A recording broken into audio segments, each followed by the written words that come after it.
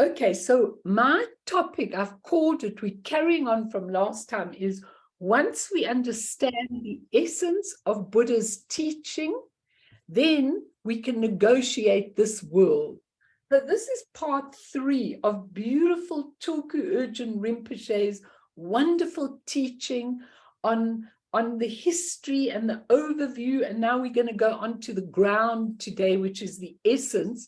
And the ground, the synonyms for the ground are ground, essence, Buddha nature, self-existing awareness, Samantabhadra, empty cognizant unity, awareness, wisdom. Now, it's really, really important that we do this slowly, this ground, and that we understand it. In fact, for me, without it, there isn't anything. I've just been looking around at people all the time and thinking to myself, you know, people are just so confused, so unready for everything. So I'm going to start today with a beautiful quote from Tulku Urgyen Rinpoche himself, and he gives it of his beautiful master called Samten Gyatso. That was his root guru. And he says, once you are stable in Rigpa, now that's what we're getting to.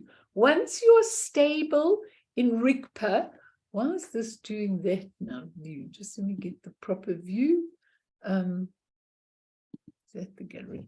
Once you are stable in Rigpa, okay, then no matter what happens, suffering, illness, etc., it's only an expression of Rigpa. That's all it is. I mean, I keep shouting to all these people in this terrible earthquake who just lost whole families, whole villages, whole everything. I keep saying it was all dreamlike to start with. I know that's easier said than done, because when you lose your whole family, it's not exactly dreamlike. At the time it doesn't, but actually those that go on soon see that the whole of that life is left behind. So this is what he says about his root guru. During the winter, before Samsen Gyatso's passing, I, meaning Tulku Urgyen Rinpoche, talked with him quite a lot. And on one occasion, he revealed some extraordinary secrets about his own practice. One day he told me, I really don't have any great qualities, nothing marvelous to boast about, except that my distraction has vanished. My distraction has vanished. Please let my distraction vanish. That's what I pray for, okay? The tendency to forget mind essence, the tendency to forget who you are, mind essence, seems to have vanished completely from my experience. No matter how much work piles up, no matter who comes in to see me, no matter how many people crowd in my room, the lucid quality only grows. Are you listening, Patricia? The lucid quality only grows. I find that when I stay alone and uninvolved, okay, when I stay alone with no task at hand, the clarity of awareness subsides somewhat, although I'm not distracted. But the more people, the more bustle, the more turmoil I am involved with, the more the strength of awareness grows, just between you and me. Of course, at the age of 8, he recognized and never gave up recognizing Rigpa. His master pointed it out. Now, you know, I've been carrying this in my heart such a lot, because I've been thinking, I don't know why this year is such a hectic year, just one thing after another, not only spiritually, but people in trouble and all kinds of different awful things happening, and some nice things happening, but busy, busy, busy, busy, visitors from overseas, you know, just doesn't stop. And that little quote gives me such hope, because what's really, really important in that quote is that you are able to go to mind's essence. So whenever I feel hassled in any way, I just remember that story And then quickly, you go back to a luminous state. What is this in front of me? What is this that is happening in front of me? And you have a different view completely. And that is when you start to remember mind's essence. It's the only thing we can do. And I want to go back now to one of Rachel Remen's stories, because I think it's so important. When she was a student, Rachel Remen, and she was only 14, she was sent to an old-aged home. And there was this little old lady suffering from dementia, she was told, looking out of the window, and nothing else was there. So she knocked on the door and stood at the door for a long time, but this woman didn't acknowledge her presence at all. She really didn't acknowledge her. So uncertain of what to do next, I went to the empty chair and sat down, the basket of beads on my lap. She didn't even seem to notice that I'd come in. After a while, I tried to find some way to open a conversation. I was painfully shy at this time, which was one of the reasons my parents had suggested I take this job. And I would have had a hard time even in less difficult circumstances. The silence in the room was absolute. She was 14. Somehow it almost seemed rude to speak, yet I desperately wanted to succeed in my task. I considered and discarded all the ways of making conversation suggested in the training, and none of them seemed possible. The old woman continued to look toward the window, her face half hidden from me, barely breathing. Finally, I simply gave up and sat with a basket of glass beads in my lap for the full hour. It was quite peaceful. The silence was broken at last by the little bell, which signified the end of the morning activity. Taking hold of the basket again, I prepared to leave. But I was only 14 and curiosity overcame me. Turning to the old woman, I asked, "What are you looking at?" Of course, that was prying into the lives of residents was strictly forbidden. Maybe she hadn't heard, but she had. And slowly she turned towards me and I could see her face for the first time. It was radiant. In a voice filled with joy, she said, "Why, child? I am looking at the light." Many years later, as a pediatrician, I would watch newborns look at the light with that same rapt expression, almost as if they were listening for something. Fortunately, I'd not been able to find a way to interrupt. A 96-year-old woman may stop speaking because arteriosclerosis has damaged her brain, or she may become psychotic and she's no longer able to speak. But she may also have withdrawn into a space between the two worlds to contemplate what is next, to spread her sails and patiently wait to catch the light. I had found her by accident or perhaps by grace. I've often wondered what would have happened had I been the highly trained physician, technical physician I would shortly become. At that time, I would not have known how to find her and sit with her, how to learn from her about silence and trusting life. Now, many years later, I hope that I do. Now, that for me is the most beautiful story, because I was explaining with this aunt of mine that died, how she'd been a real dynamic woman of, some people were even quite scared of her, but she was a real dynamite bomb.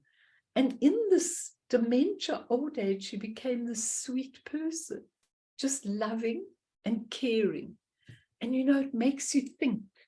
It makes you realize that out of all the tasks you've got to do in life, you have to come to the point where you actually understand that within us is this essence right inside. And this is why Tulku Urgyen wrote this full chapter on the ground. And I'm not missing a word. Even if you've read it, I'm not missing a word of him, because he goes into great depth to explain how important it is for us to connect with that essence no matter how young you are, no matter how old you are. That's the important job, just to connect with that essence. And if you come across somebody who can't speak anymore, or who doesn't sound like on the same level as you, it's most important that you sit with them in harmony, that you don't go with your sem, your human mind, and start analyzing what you should be doing, but that you sit with them totally and utterly, and you are able to be with them where they are. That's what the quality of the essence does. It's got total compassion. I can understand exactly where you are, which is so important. And I just want to give you one more quote, and then we're going soaring in, from The Circle of the Sun by Trele Kamjun. And he says, the human body is precious because within it lies the self-existing awareness. Now, this is a term he uses all the time, self-existing awareness. It always existed inside you, and your human body is the vessel to contain it, okay? The embodiment of emptiness and luminosity. And from the emptiness and the luminosity arises your unlimited capacity. He calls it responsiveness, how you respond to things, which is like the illumination obtained from a lamp. You know, it's like when you take a light from a lamp and then you go and you take it somewhere else to light something else. That's what you're doing. You're taking the luminosity from inside the lamp inside you. And he says the human body is a vase. And within the vase is found self-existing awareness. If you want to call it Rigpa, that's fine. And Rigpa pervades all aspects of one's body and mind, including the senses and the psychophysical constituents. Those are your form, your feelings, your habits, your mental, all your thoughts and everything. It permeates everything. Now, the reason why we do not get that, why we're not there, is because we are not in touch with it.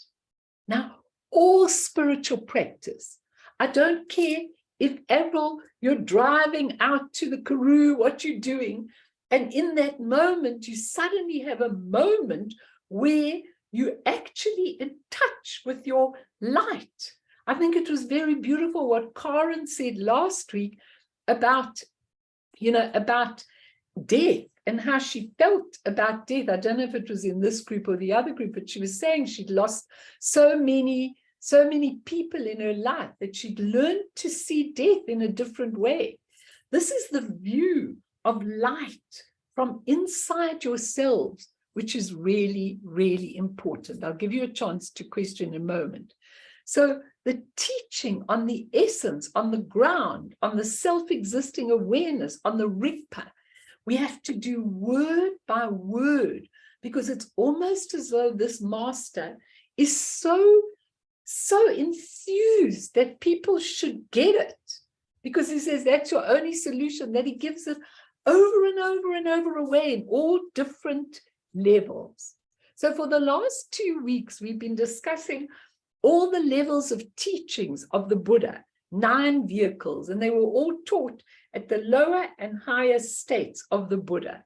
Reaching the highest level, which is the Ati Yoga or the Dzogchen, he says, Tulku Urgyen, is nothing, actually nothing, other than the basic state of one's mind. Now, why? Why do we all think that the basic state of mind is the thinking, planning, conniving, conceptualizing, analyzing part of us? Why? How did we go so wrong?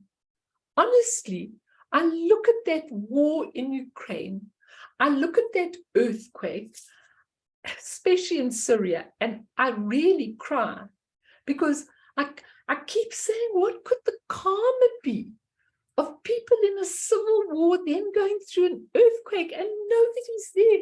It's just this devastated village, and people are walking around saying, my whole family's dead. I go to myself, what could people have done to deserve this? You know, what could, not to deserve it, but what could they have done to go through that experience?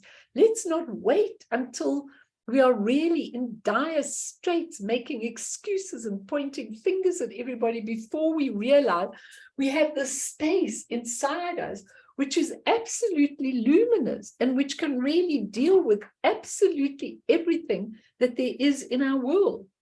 And we spoke in the last two sessions about the essence, which we're going to talk deeply about. Its nature. Its nature is luminosity, awareness, and cognizance, absolutely wakefulness. That's its nature. And its capacity. How does it come out after that?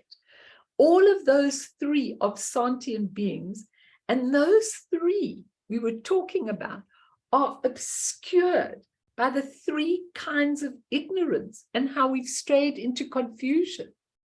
The ignorance is absolutely terrible. There's first of all the ignorance that we think, I'm here and you there, and so it's duality. Everything's this or that or this or that. It's all dualistic instead of one state that we all actually are the same in Buddha nature. That's the first type of ignorance.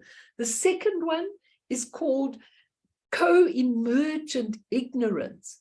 That's your absolute basis of ignorance, which is already in the essence. But it depends whether it comes out on whether you are aware or not. If you are aware, it will never come out, that co-emergent ignorance.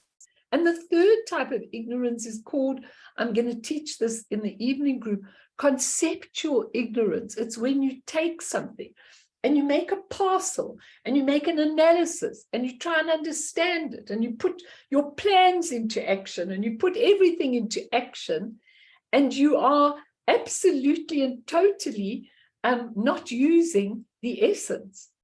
He says, and how we strayed into confusion, and this world, our world, is in confusion, our universe, there's no doubt about it. And how His Holiness Karmapa taught that the basic nature, that's your essence, is neither existent nor non-existent. It's just an indivisible unity. There is something there, but it's not what you think it is. There's no contradiction.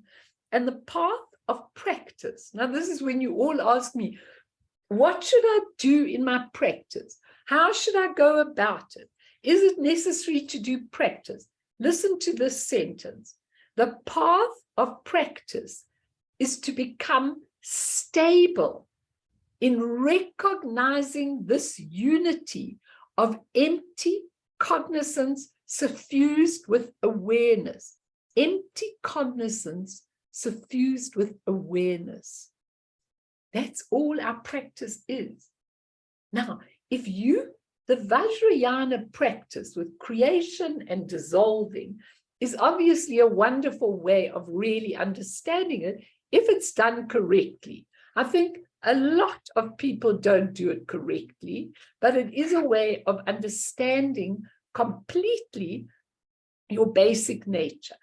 The Nondra is a way of cleansing out all those stains, okay, which if you could cleanse them out yourself, if you could become aware of your stains and then aware of your Buddha nature, then you may not have to do the Nondra.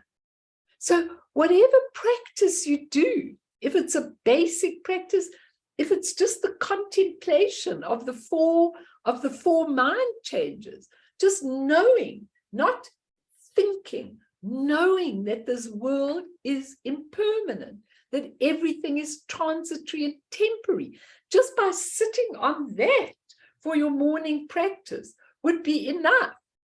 Or how precious this human birth is, even though you're going through a terrible time, because you're clearing everything away. whatever practice you do, or your Dzogchen practice, or your whatever you do, or your sutras. I've been listening to the sutras of Dzongsa Khyentse Rinpoche. I mean, they're absolutely unbelievable, that Prajna Paramita. Whether you do that, even if you recite the Prajna Paramita mantra, or you recite Guru Rinpoche's mantra, and you see yourself in the mandala of the mantra, it doesn't really matter. But that one statement is important. You're doing your practice to go back to the essence. So whatever practice you are doing, beautiful people, do it with motivation and do it with a beautiful heart, an open heart. Okay, it's really, really important that you understand this. Don't sit and rattle off practices and think, okay, I've done my practice now. I know it's not worth very much. Rather do 10 minutes of real concentrated practice and be absolutely in touch with that. So before we go onto the ground, and I want to do a meditation soon, maybe people would like to comment on something. Please do. You're welcome, or ask, or anything. Because what I'm giving you is maybe the most important thing of all. Anybody? All right, if no one else has anything to say. Quick, Eric, short, no philosophy, from your heart. With these wars and the Turkey and the earthquake and everything that's going on, it all comes back to the same thing. You know, we live at the center of our own labels. And I mean, we can label it as suffering and then we'll experience it as such. Or we can label it as purification and we can experience it as such. Because they're not going through anything that they haven't created the necessary causes and conditions for. They cannot taste the fruit of something they haven't created the necessary karma for. So yeah, I just wanted to add that one thing. So we'll keep it simple. Yeah, and I think that's so brilliant, because I think what you're really saying is it all depends on your view. So whatever you're going through, if you're lonely, if you haven't got money, if you've got a lot of money, if you haven't got this and you haven't got that, if you've got illness and cancers and all kinds of things, just know these are your own creations, and be grateful you can purify those stains and come back home. You know? And thank you. That was really good, Eric. Very well done. Anyone else? Any questions? Any comments? Tatiana, do you want to say anything? Mal, you asked one question, if no one else is answering quickly. You said, how did we do this? How did we arrive at the point where we mistook our thoughts for our core existence, for our awareness? And it's the same thing, the same reason we get deluded. It's because we take things on appearance alone. We take them on face value.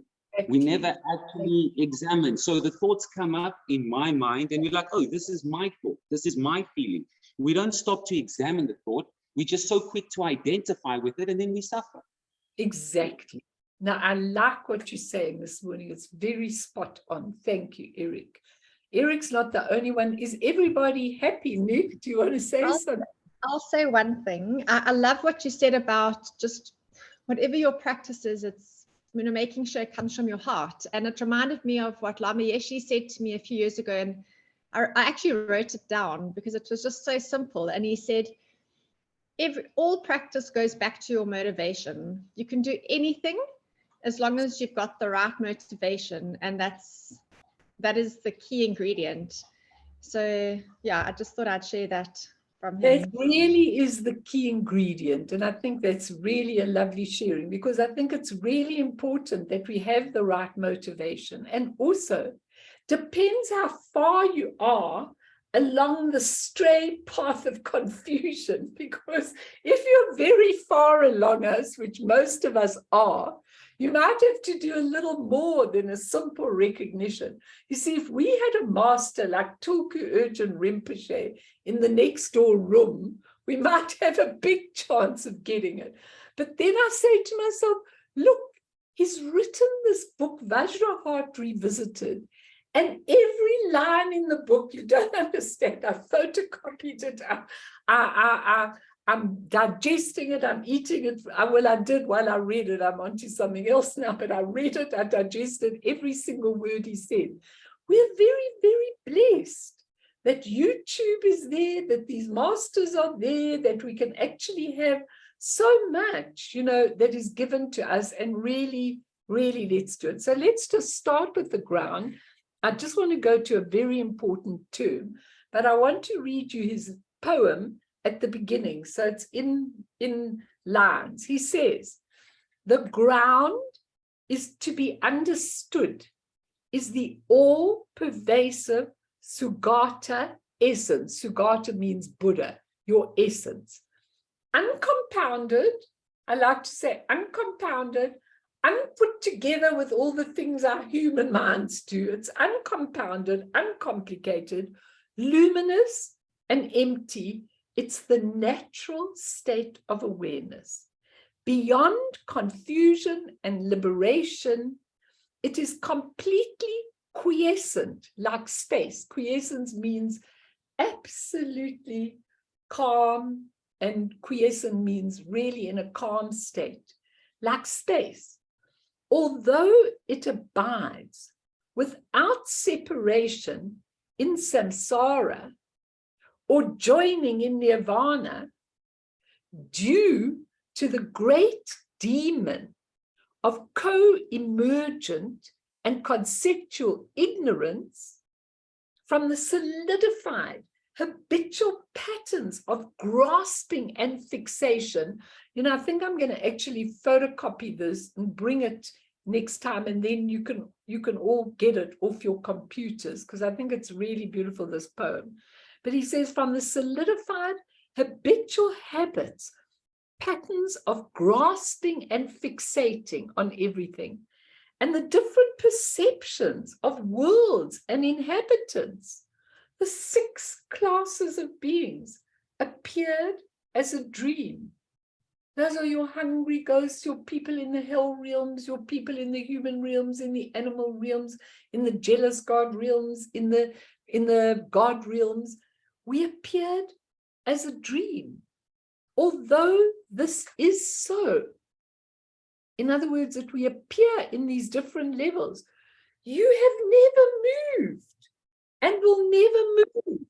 You've never moved and you will never move. I think that's such an incredible sentence, because you know what? Yeshe Tsogyo, when she was explaining to someone where she was, she says, I never move out of the state where I am. I never move. But my mind can move wherever I go and whatever I need to do, which is absolutely amazing. From the original condition of the essence, endeavor, therefore, in purifying the temporary stains. And that's the poem. Would you like to have that poem? Should I photocopy it and give it to you? Because I really think that is the most beautiful contemplation to do in the morning, if you love it. Then you take you read a sentence, and you sit and you just allow that sentence to plop into your being, and you really move through that whole poem. I'll give it to you. But he says, now that not the poem anymore, first of all, the primordial ground, the ground in this context, is the primordially free Yeshe. Yeshe means Rigpa, okay, which is devoid. As I said, Yeshe's little ears prick up, okay. You better get Rigpa, Yeshe, okay. It means Yeshe or Rigpa, which is devoid of any fault, utterly flawless. Now, this is the word I want to give you before we meditate. It's a very interesting word. But it is also Lo Maten. In English, it's actually spelled Lomaten, Lo Maten. Lo Maten, okay, which in this context means undetermined. Lo Maten means undetermined in the sense, undetermined in the sense that a tulku is born, but he has not been given a name or recognized as so-and-so. So it's not determined yet who that tulku is. Before he's determined, it's undetermined, okay? We could also say it means undecided. It's a very interesting thing, undecided. In this case, undetermined does not mean impure, okay? It is primordially free yeshi. At this point, that ground has not been recognized as either a Buddha or a sentient being. So what he's talking about in Loma 10 is that when the essence gives birth to its creation, whatever it's going to be, just before it becomes a tree, a person, a dog, a cup, whatever it is, a thought, an emotion, before it's undetermined. In other words, it's undecided what it can be. It's an undecided or undetermined state, but it's not real ignorance, marikpa, that goes against it, because it's awareness wisdom. There's another type of loma 10 that's a vacant state of ignorance, okay, when you're ignorant, where one doesn't know anything that hasn't happened yet. But the primordial original ground is called loma 10 in the sense of being undecided, not because it is an obscured ignorant state, which you can also have, but it simply hasn't been named yet. It hasn't been labeled yet. So it's in its pure state before it becomes a label to us. And unfortunately, when it's labeled, then we attach all our ideas and our everything onto that label. So that's where we really make a mess. I think his idea of teaching about Loma 10 is to actually explain to us that the essence is absolutely pure. And once it is named, once it's been recognized and named, do not grasp onto it. Do not fixate on it. Do not make your own plans about it. Let it arise and let it dissolve back into its essence. So even a tulku, if you watch the masters, as soon as a tulku is born, they all go to label it, to find out. And I remember Ringu Tulku in one of his talks saying, anyway, they called me Ringu Tulku, so that's my name. He says, I didn't decide on that being my name. They said, your name is Ringu Tulku, and this is your ninth incarnation is Ringu Tulku, whatever it is, and this is who you are, and you're a good person, and this is what you have to do. He says, it was all predetermined what they said. But he said, nobody asked me if I really wanted to do that. Now think about what I'm saying about this, because it's really, really, really fascinating. Before it's named, this refers to the ground of primordial purity. But then, when the spontaneously present manifestation of the ground appears, there are other choices. There are other choices that happen. And what are those choices? He says, the other spontaneously manifestation of the ground that either Samantabhadra awakens to complete Buddhahood by means of the 6 special qualities, we can talk about those we want, and is therefore called Buddha, or he falls into delusion through the 3 types of ignorance and is called a sentient being. Simple. So simple, where did it get to be complex? Tell me, everybody. Where did it get to be complex? And there is a type of Loma 10 that is ignorance, just 2. People don't know.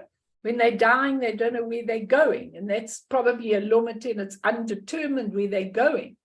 Or they've got their preconceived idea about when they're going. And that's why the masters say, and when you get there, and the light is absolutely dynamic, and you can't find, and you really are, you really are lost, and you're actually seeing your own being, but you're very, very scared of it. That could be very confusing. That would be like an undecided state, or maybe that's a determined with your human mind, not seeing what's really there. It's very interesting, really interesting. And I like the state of Loma 10 because it really, for me, that makes it full of possibility. So what I do to put that into practice is that often I'm sitting with a person, and it may not be in therapy, it may not be anything like that, it may be just sitting with a person, and immediately my mind goes to judge that person and to see them through my own eyes. They're weak, or they're this, or they're that, or they're the other. Now that's where coming to be aware of my absolute state of purity, Samantabhadra with the 6 qualities, just to understand those 6 qualities like wisdom, compassion, power, but not power that you use to subjugate other people, power that you use to help and serve and do amazing things. Those are the things, all the activities, the enlightened activities and qualities. And in those qualities, it's really compassionate, not to label somebody through your own karmic conditioning, because you see them, maybe you think they're rude, and maybe they're actually just very enthusiastic. Maybe they're not rude at all. Maybe their motivation is really good. You don't know. You can't tell. Sometimes you meet a person who's quite overwhelming or quite, affectionate when you're a person that may not like affection, and immediately you're judging them. Now, when you're using that state of undetermined nature, which is the Loma 10 before its name, be careful in your naming, because you might be naming through prejudice. Isn't that fascinating? And maybe you have to step back, and actually what I always do is put the question mark. How come this person is like this? I mean, who are they? Shane, this person has really been trying to come on, Boone. I don't know what's happened to you. Anyway, it's such an important thing. And now she's on twice, I think. Okay.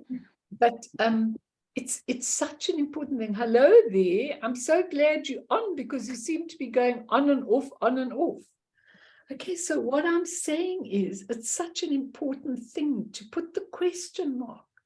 And instead of saying this person is rude, or this person is dominating, or this person is this, coming from your own preconceived ideas, you leave it in Loma 10 undecided, and you're looking at the person and you're just saying, how did they get to be like this?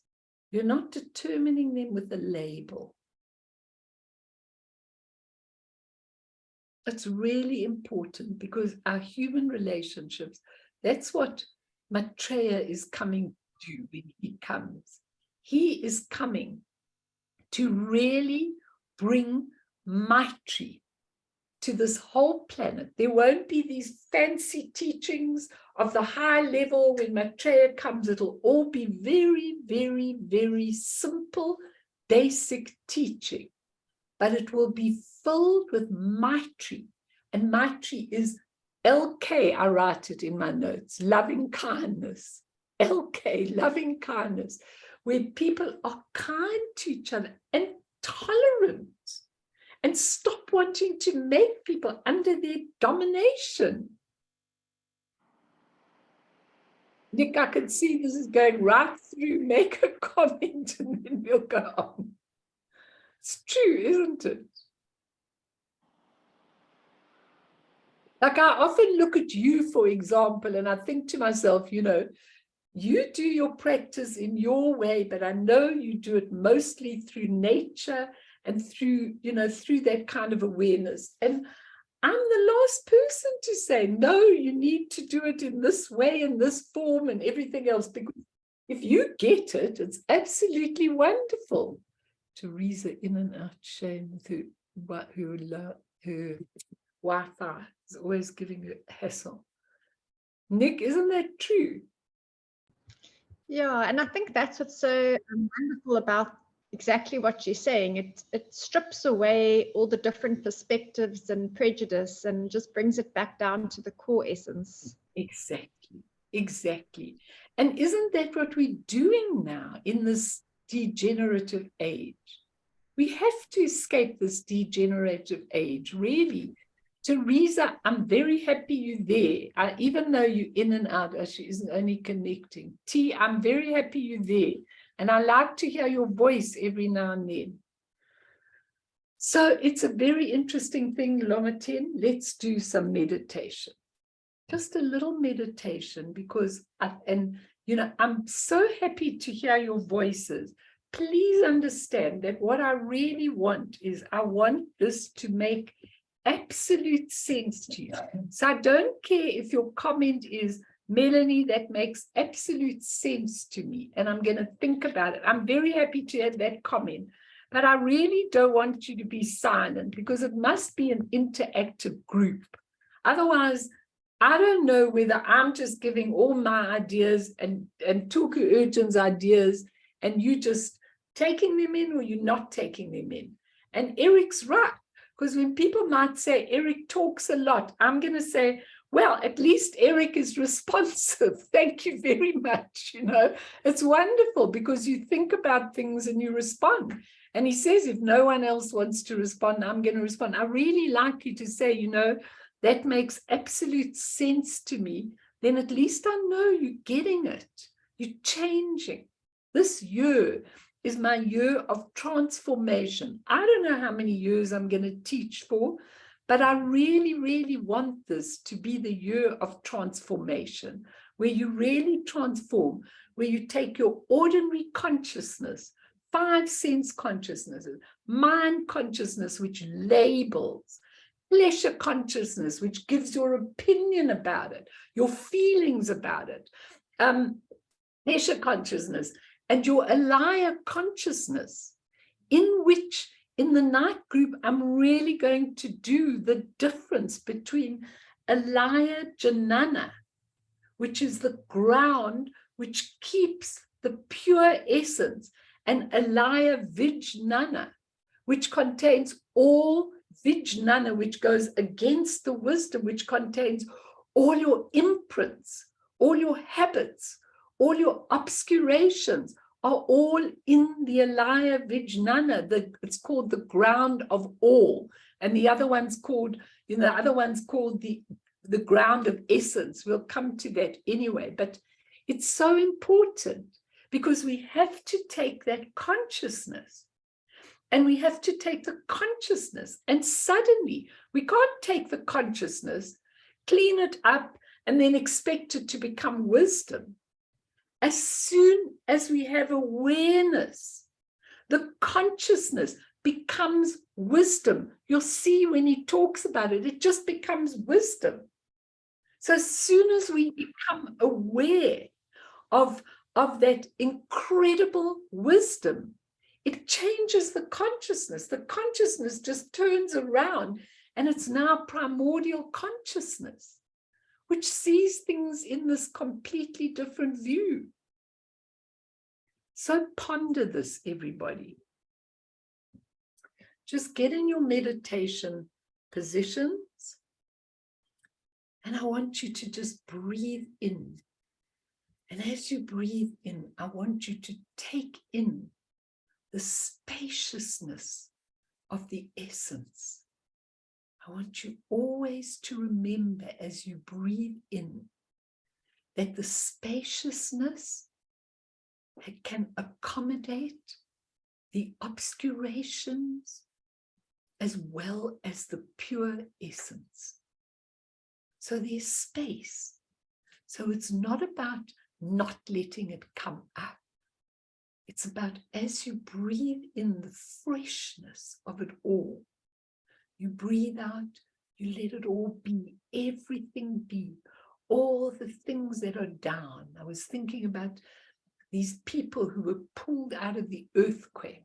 They say, you know, they're going to have long-term trauma. They're going to have trauma for maybe many, many lifetimes, okay? Because they're going to remember, they're going to have an imprint of being under the rubble.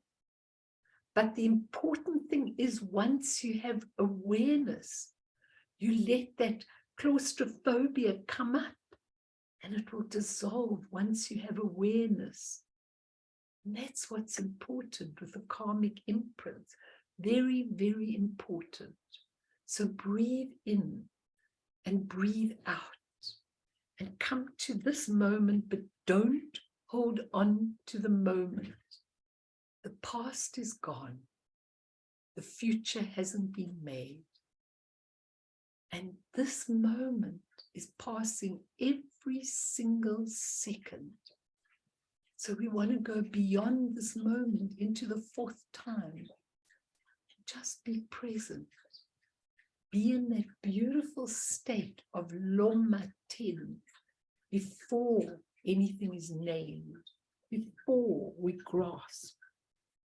Longchenpa says, first, in formal meditation, you hang loosely, relaxed, with open, natural clarity. You do not label or describe your sensory perception.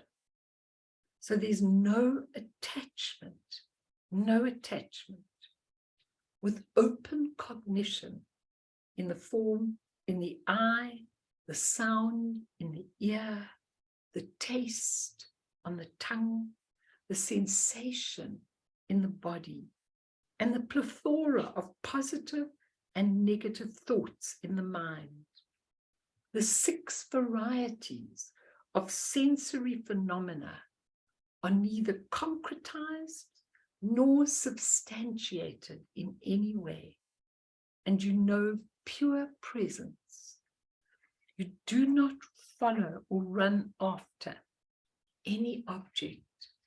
You just sit in the pure presence of your self-existing awareness, letting everything be.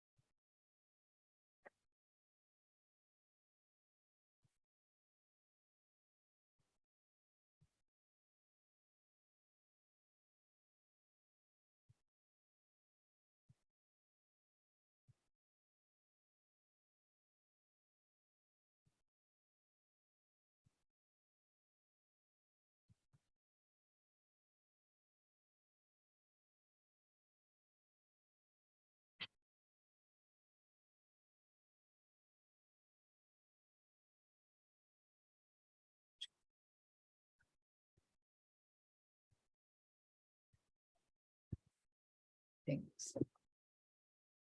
It's getting very hot in here. And then the sun comes up and it's freezing. Okay, any comments, anything that any of you want to say? Just a little. Oh, no, that's fine. No, a little more. Yeah, that's perfect. Thanks. Anyone want to ask? Anyone want to comment? Go on, Eric.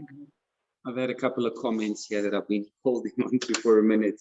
That first thing, this Loma Teng, sounds like emptiness as well, like openness. Like we have to, like in a quantum sense, like it's a field of infinite possibility, you know?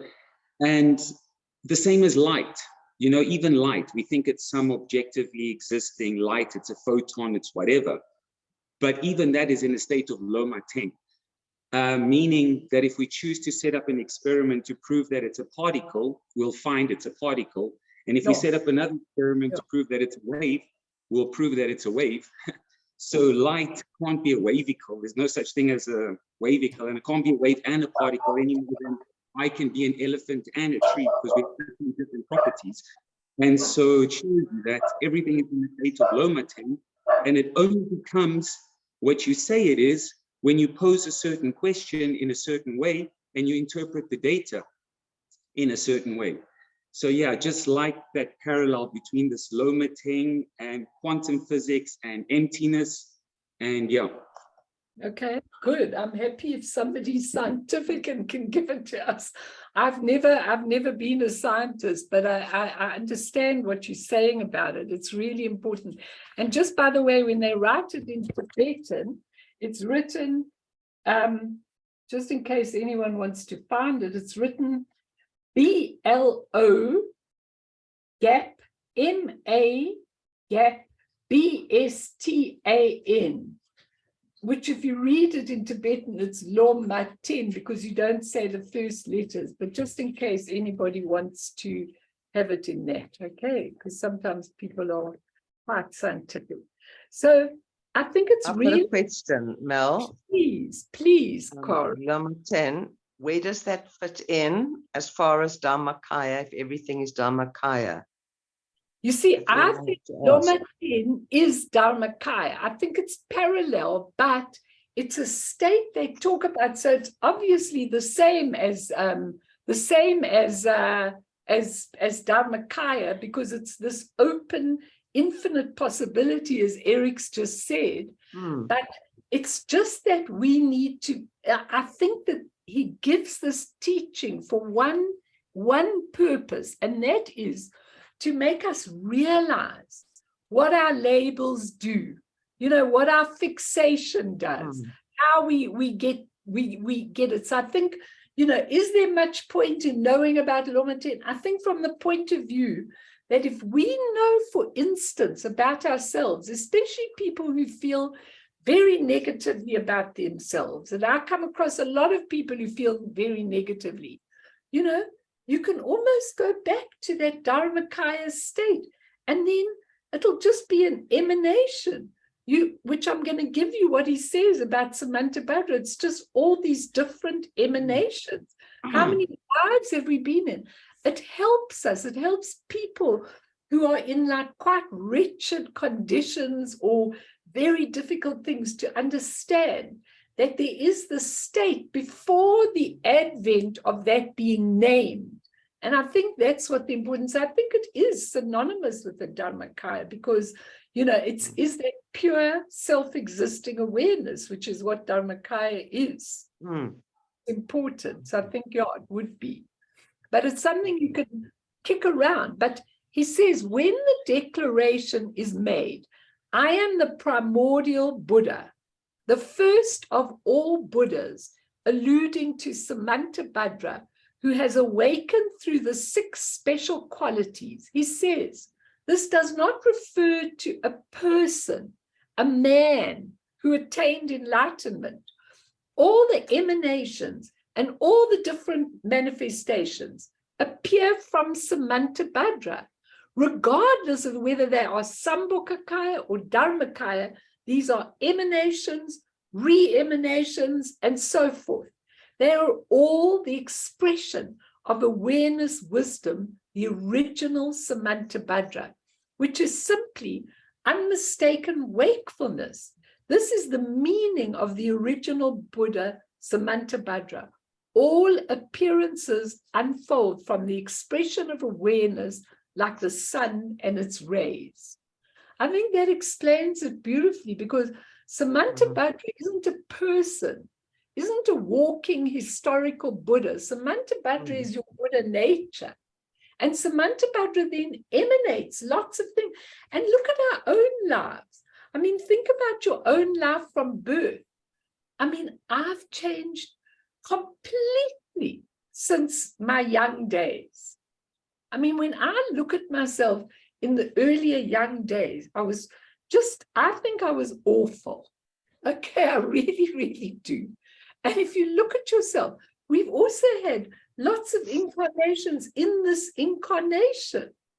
And I say to myself, you know, what is so important is your actual compassion. I don't think I had compassion in the beginning. I mean, I felt sorry for people that were in bad situations, but I didn't feel their pain really. Sometimes when they went out of my room, I went, phew, thank goodness, you know, that's a terrible thing. And I'm glad that's not happening to me. Of course it was happening to me, because when you're in your Buddha nature, whatever's happening everywhere is happening to you. So when my husband says, why do you look at the earthquake? I said, I can't explain to you why I look at the earthquake. I need to look at that earthquake. I need to look at all the beings and what they experience, you know, and what it's like for them and how many traumas they're going to have in their life as a result of this. I'm fascinated because I draw these karmic tapestries all the time when I'm watching these people about where they came from and where they're going to. And so we've got infinite amount of emanations, even in one incarnation, one birth. And that's what's so important for all of you to understand. Don't limit yourself by saying, I am a person who lives in this place, who does this, who might be alone now, who might be this, who might be that. Don't do that to yourself. Go back into the Loma 10 state of really watching how you got to be there, how you got to, what are you doing? Like Karen, each time you speak, I really get to know you a little bit and really, you know, and I think in many ways, I have full admiration for who you are. And I think one day you have to tell us the whole story, because it's so interesting where you came from, you know, and how you managed to get where you are. And yeah, it's just like, it's a totally new word for me, you know, and I'm saying it's not like with Sambhogakaya, which is so easy, even though they also emanate from the Dharmakaya, but in practice, dissolve into the nectar of the Dharmakaya. So one can, I'm saying now I'm rationalizing it, but I'm experiencing it, whereas this is totally new. It's going to take totally new for me. When I read it, I started rings around it, totally new, but it makes sense, doesn't it? Because there has to be a point before things are named. And when things are named, then we put all our bias onto them and our admiration onto them. And I loved it when Ringu Tulku said, well, everybody said, well, this is who I am. Thank this you. is who I am. Okay, but I want to just give you, I just want to give you Milarepa's beautiful story, because I think a lot of you know the story, but Milarepa was a poet and a yogi who lived in the 12th century. One of his best students was Rechungpa, and their names tell us quite a lot, because their names are about who they are and everything else. So Milarepa used to go around in Tibet and in the Himalayas, more than 5,500 meters above sea level, clothed in just one white cotton cloth, nothing else. Because he could do that, people called him Repa, which means one piece of cotton. Miller is also his family name. His pupil Rechungpa could do the same, also going around in one tiny white cloth. So they called him Rechungpa, the small Repa. Once Milarepa sent Rechungpa to India to get a specific teaching.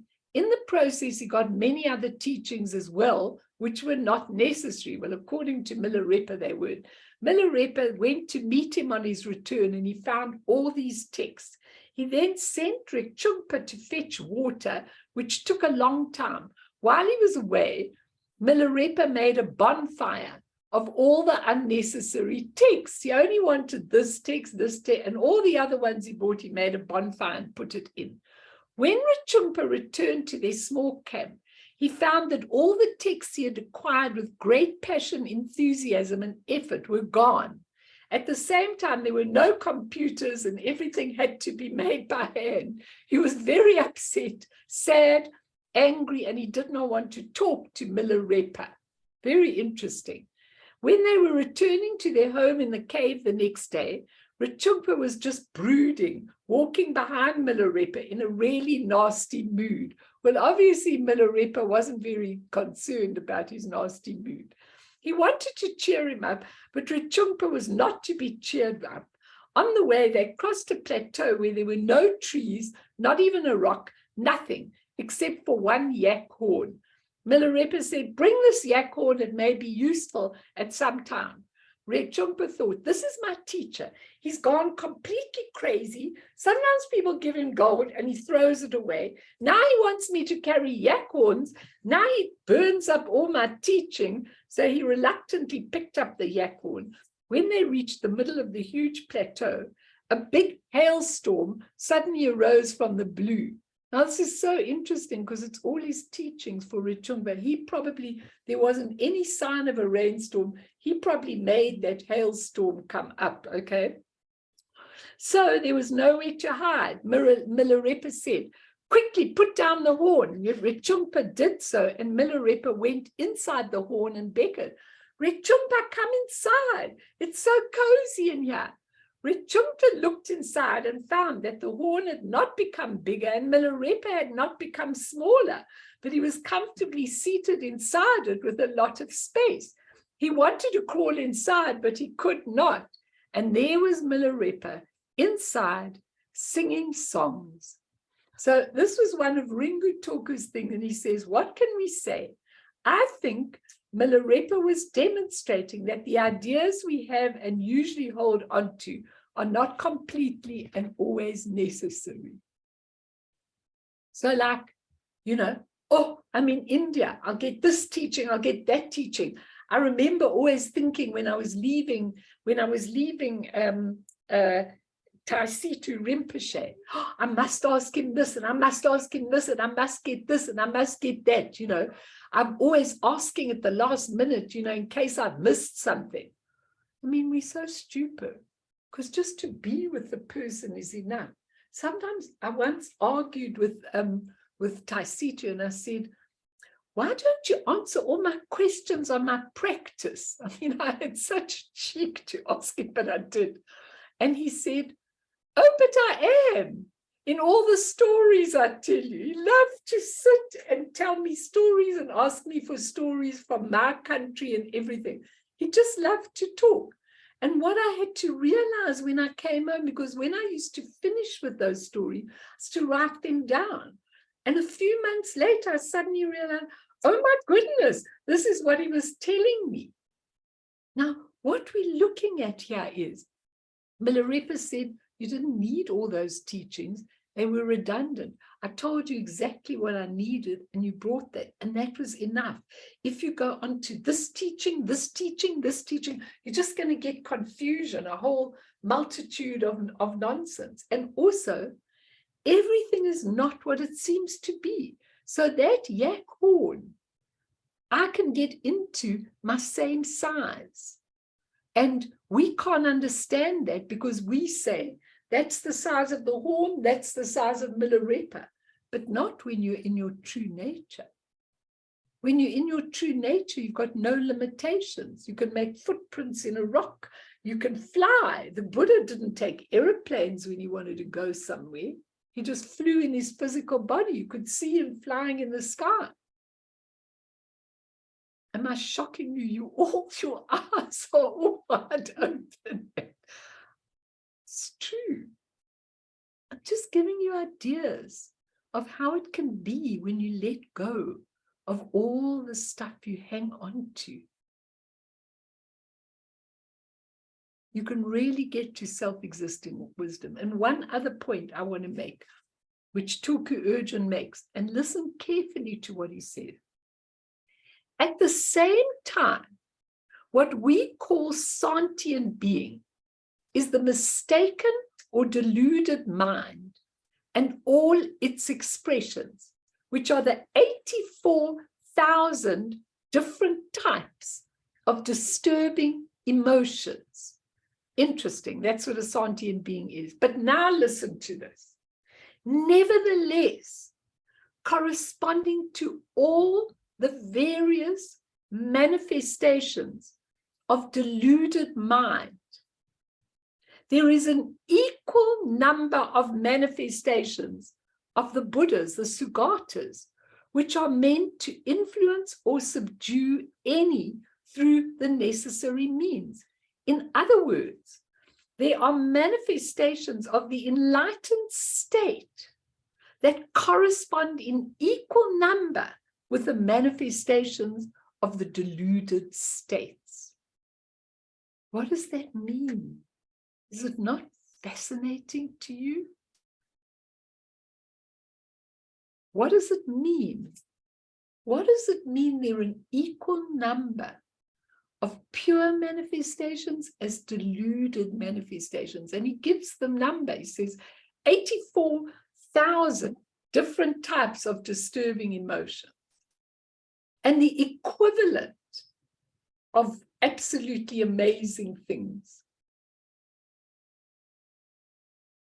Tell me, somebody, what does that mean? Mel, for everything that is negative, there's got to be a positive.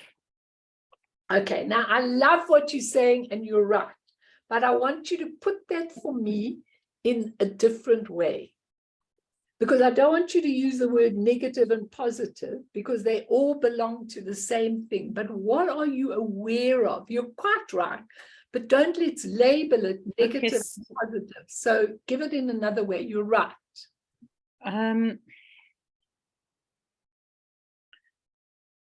Everything that we would call negative. Okay, everything that we would, everything that we would label. Yes. In a negative light. Okay. It's just a label. Yep. So it's basically the same. If you would see it in its true form, it would be the positive. Brilliant, brilliant, brilliant. So in actual fact, it's only your perception. And I think he's bringing this forward. It's so fascinating. You know, this article, every single word that he says is fascinating to me. And just to think that every part of your human body has a corresponding enlightened form. All your negative emotions, for 84,000, are the 5 Buddha families, the 5 wisdoms, and all the other extension of everything that goes with it. So in actual fact, we are never, ever, ever stuck in our negativity. Now, Linda, you've got to look at this very, very carefully, because often I hear you criticize yourself and put yourself down. Meanwhile, I look at you and I see some of the things you really manage to organize and do, and I think, amazing. Now, what you've got to do is get from your limited negative idea to actually seeing your whole Buddha nature, your whole being in its positive form. Can you understand what I'm saying, Lynn? You and Yvette, you both do that. You put yourselves down a lot. So does Molly, a lot. and you put yourselves down. But in the meantime, I see all of you with absolutely fantastic abilities. I don't look at you in that negative form. Now, that's what Bern is saying, and that's what Tulku Urgyen is saying. There's an equal amount of positive manifestations. I know some of your arguments would be, yeah, but what if I've been doing these negative manifestations for years and years and years? You know, how will I ever know the positive? You just sit. You, as a human being, may not know the positive, but your self-existing awareness, your Buddha nature, your Samantabhadra, knows exactly the positive qualities. So if you sat quietly, you'd say, wow, what an amazing manifestation. I'll add something, Mel. I think that, it's the underlying energy between the negative or positive it's the same energy. And so sometimes the things that we express the most negative, we've got a lot of that energy, and therefore the positive expression of that is actually very available to us. Very available, same energy. That's what he's saying here. Same energy that you use for the negativity. But what you do is, most of us do, is we dive into the negativity. Okay. And we relish in it. You know, we feel sorry for ourselves, but we actually dive into it and relish in it. Now, if you stopped and you became immediately aware, you could see the other side of the coin. Kim, what do you think of that? Take off your thing. It's true, hey? Take off your mute. Okay. I can't hear you, Kim. There we go. Is that okay? Yeah. Yeah, I'm listening. It's exactly 100%. Yeah. And if you look at you often like all of us, not you. It's not even fair to say you, but you often like a protective mother hen over your children and all the things they do, and they mustn't suffer in any way. Even there, we have to stop that, because they've created causes and conditions which they're going to have to go through. I'm not saying you mustn't be there for them and you mustn't try and point it out. My kids don't listen to anything I say. Okay, they don't listen to anything I say. Sometimes I can really see what they're doing, but they're not going to listen. Okay, but the thing is that we sometimes have to stand back and watch them go through what they're going through without intervening in that usual protective way, because that is reinforcing the negative qualities. You know, it's very important that we understand it. And sometimes when I stand my ground with them, they're very cross with me. You know, they're cross like anything, but too bad. Can't do anything about it, you know. So we haven't got much time. I'm just going to do one more thing. So, but I think that's a very, very important thing. But this is for Corin. I don't know if she's gone now, and she's still, or she's there. But he says there is a statement. I'm back. I'm here. Good. There is a statement that says, Dharma Dhatu, that's the spaciousness of the pure nature, pervades all of samsara and nirvana. That is Rigpa, the Buddha nature, present in all sentient beings, which is none other than Samantabhadra. It's also called space and awareness, or unobstructed, empty cognizance. It's not something we find only in nirvana. It is also present in samsara. Why? Because all sentient beings have consciousness. Now, what I was saying earlier about the consciousness, the 8 levels of consciousness, we all have that. Those 8 levels are exactly what we've been talking about now. Those are the negative levels, But immediately they transform into the wisdoms the minute we see them for what they are, not the minute we resolve them, everybody. The minute we see them for what they are, they automatically transmute into the awakened consciousness. So he says here, he says, the essence of this consciousness is the Buddha nature. The main reason why sentient beings can awaken to Buddhahood is because no one is without Buddha nature. So we have that possibility to awaken because we have that Buddha nature. It's very, very important because, you know, we're talking here about how we live our lives or how we could live our lives, living the exact same life, but having a different view. It's something really deeply to ponder, and I can see you all pondering it, because just look at your everyday life and what you are putting into creation and see that that can change. It really, really can. So can I do one more point, or shall we end there? Because, I won't do it now, but I just tell you that what he really talks about is Samantabhadra as a meaning, Samantabhadra as a symbol, and Samantabhadra as a sign. So those are all the things about how we give offerings to the Buddhas. We need something to give offering for, and that skillful means I'll go through this with you next time. But, you know, if we look at the three ways in which Samantabhadra appears, first of all, it's the deep meaning of the Buddha nature.